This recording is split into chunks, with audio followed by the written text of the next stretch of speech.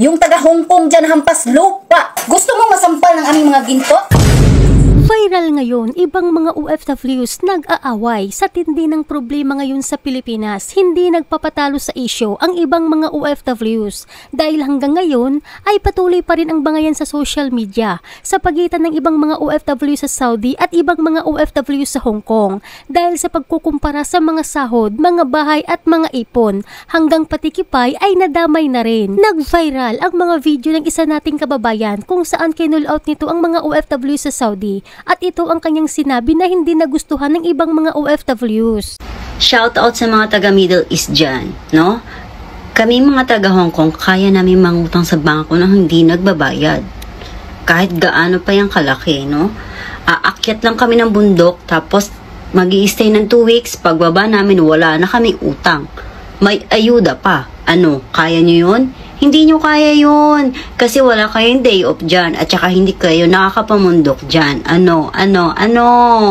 Guys, di ba ang labanan natin dito is palakihan?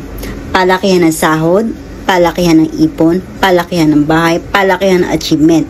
O ay bakit sa part na to, nung sinabing mas malaki yung butas ng mga kipay nyo, nagagalit kayo? No? Dapat claim na natin yan. Mas malaki. No? Malaki, Ning. Malaki. So, ibig sabihin, panalo na tayo dyan. I-claim nyo na yan. Pangalawa na to, ha. Yung una yung sa utang na namundok. Tapos, ito yung sa palakihan ng butas. Claim nyo na to. Pangalawang medal na natin to. Ngayon, isang OFW mula Saudi Arabia ang bumanat ng matindi sa mga OFWs na umano'y ng maliit sa mga OFW sa Saudi Arabia. Ipinakita nito ang klase-klaseng ginto sa kanyang video at tinawag nitong hampas lupa ang isang OFW sa Hong Kong. Narito sabay-sabay po natin panoorin. Payabangan gusto nyo? Sige. Shout out dyan sa lahat ng mga katulong na nagmaliit sa taga Middle East na katulong. Tingnan natin ngayon kung sino ang mas mayaman. Naka-uniforme kami. Pero kumikinang kami. Kaya namin kayong bilhin. Shout out dyan sa taga-Israelite na 75k ang sahod.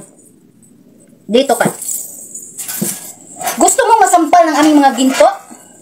Kita mo to? Ginto yan. Pwede ko yung ibenta at ibili sa'yo. Wag ka. Payabangan pala gusto nyo, ha? Dalawa yan. May nana yan na ginto. Ginto yan. Naliligo kami sa ginto, mga taga Middle East.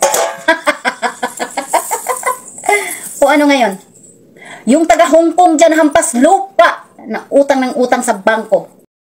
Pinupuhunan ang kipay aakyat ng bundok para makabayan. Tumingin ka dito sa akin. Tumingin ka dito sa akin at pagbasdan ng maigi kung gaano kayaman ang mga katulong sa Middle East. Huwag ka, hindi pa yan tapos, meron pa. Nakita mo yan? Lagayan lang namin yan ng mga kiki namin pagkatapos kumain. Do you see that?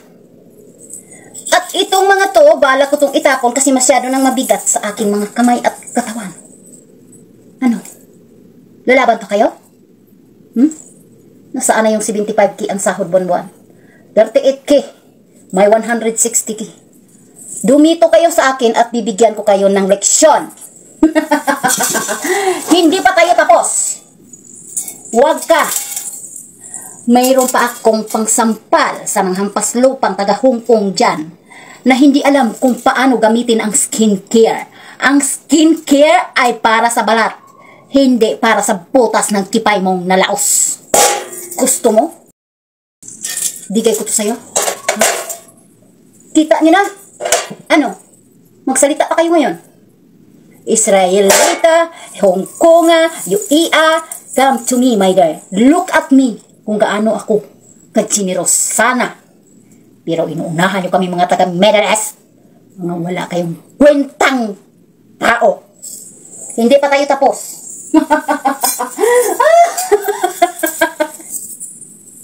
Peso, nakita mo yan? Oh, ginto yan. Hindi kami kumakain kung hindi ginto ang gamit namin. Sinasabi ko sa inyo, huwag niyong inaano ang taga Middle East. Dahil kami ang may-ari ng mga ginto sa buong mundo. Yung mga suot-suot niyo dyan na sing-sing at sa kahikaw, Mga rejik-rejik lang yan natin. Hindi pa tayo tapos. Huwag kang magugulat.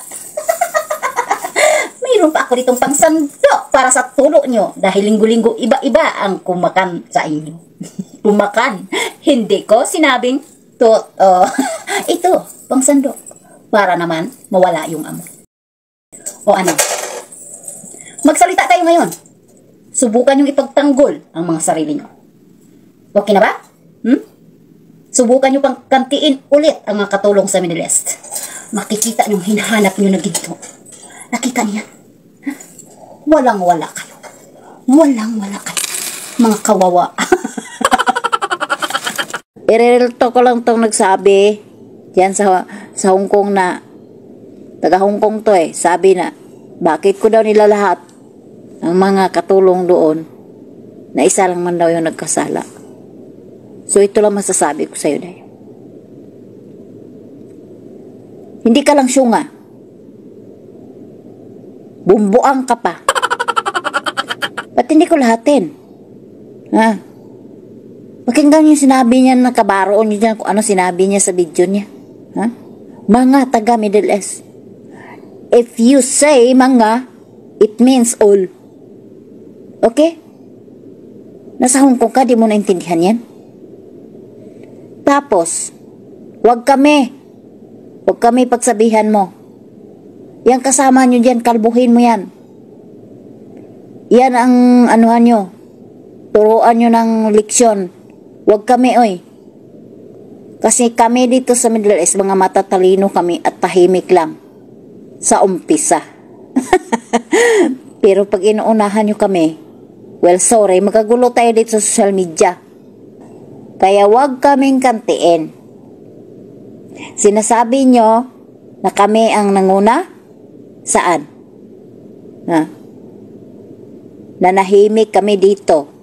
Wag nyong namamaliit-maliit ang taga Middle East. Shout out sa iyo ating taga Hong Kong dyan. Sinasabi mo lang kaming diop dito. Kung kaya mo mamundok. Kaya naming mangisda sa karagatan ng Oman. Kaya namin magbenta sa palengke ng isda with crab. So sabi sa'yo, wala kaming DF dito. Kung hindi ko pa alam, wala kang sariling kwarto, siguro sa sala ka rin natutulog. Tingnan mo yung kwarto namin, te. Malaki yan. Malaki at may sarili kaming aircon. Ha? Ayan o. Kaya, ayusin mo. Huwag mong lahat ng Middle East na walang DF, ha? May DF kami dito. 24 hours. Alam mo, hindi namin kailangan mangutang eh. Hindi namin kailangan mangutang sa bangko. Dahil ang sahod namin dito, sakto na sa amin yun. Sobra pa nga eh. Gusto mo manghingi. Ginigil mo talaga ako. Ang sarap mo. Shout out sa'yo taga ating Hong Kong ha. Yung ginagalit. Nababalik ako sa Ikaw ka ba yan? Bilang isang OFW, ano ang masasabi mo sa awayan ngayon ng ibang mga OFW sa Saudi at Hong Kong? Pakikomento ang inyong saloobin at pananaw. Salamat at palagi po kayong mag-ingat.